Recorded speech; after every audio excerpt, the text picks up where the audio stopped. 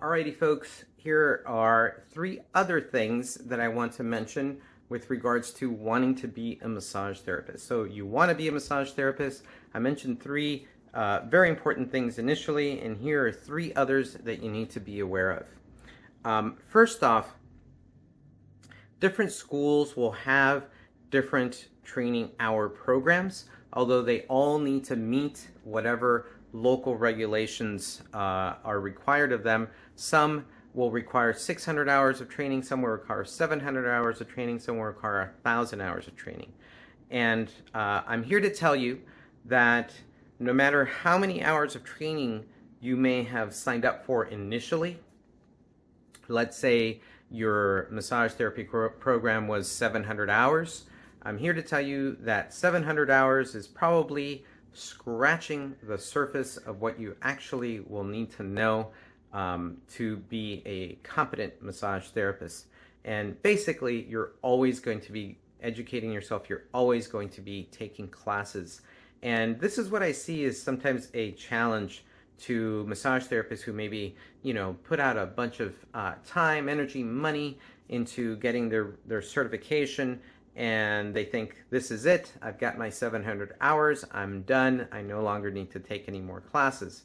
Well, most people who've been doing massage therapy, myself included, continue to take classes. And a lot of us have logged in thousands of hours of training, hands-on experience, and years taking classes to be able to eke out some level of competency.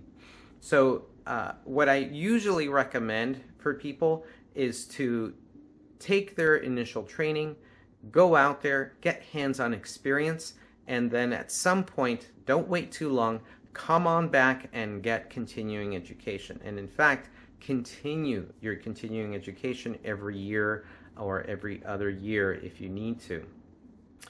It's very important for you to get out there and take classes, even on subjects that you think you know, but there's always something new to be learned. The other thing is sometimes new massage therapy students want to, once they graduate, quickly go into some type of certification, some type of specialization, namely, because I'm a Rolfer, I'm going to talk about Rolfing and all of that. Some people want to go quickly from massage therapy to become a structural integration practitioner and that type of thing. And I think my best advice is to get your massage therapy experience and get out there and get your hands-on experience, and then go back and do your specialization. There's a lot to be learned by working on people. You're going to learn about what you like. You're going to learn about what you don't like. That might actually be missing if you quickly jump into a specialization. You're not going to, I think, get the richest experience from a specialized training if you do that. And finally, don't be afraid to take a class twice. Don't be afraid to go through the same type of training twice. There's a lot to be learned when you take a class, even with the same instructor, twice.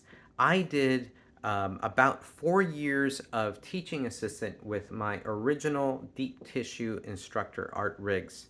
And I assisted his classes way before, for years, way before I even started to teach deep tissue.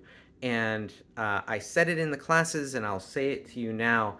Every time I walked in, even though I had assisted in the same class maybe 2 or 3 times in 1 year, every time I walked into that class, there was always something new to be learned. Maybe it was me, maybe it was the way he was teaching, but I was able to kind of grasp and kind of hold on to, or absorb, I should say, different types of information, maybe different nuances of the same type of information. So I really do recommend that. When I was in the Rolf Institute, I remember some veteran Rolfers came back and audited the class that I was taking in my basic training. When I finished my basic training in Brazil, there were some Rolfers in there that were, had been Rolfing for a while, and they went in and audited the class. And I thought, wow, what an amazing experience for them to be able to see an instruction, again. And I wonder, with what kind of eyes they might be seeing that basic training. So that's it, folks. Don't jump into specialized training right away. Give yourself time to get hands-on experience. Your first basic training of whatever number of hours is just that, basic training. And don't be afraid to take the same class twice. That's it for now. Please go ahead and add in your comments or questions, and thanks for listening.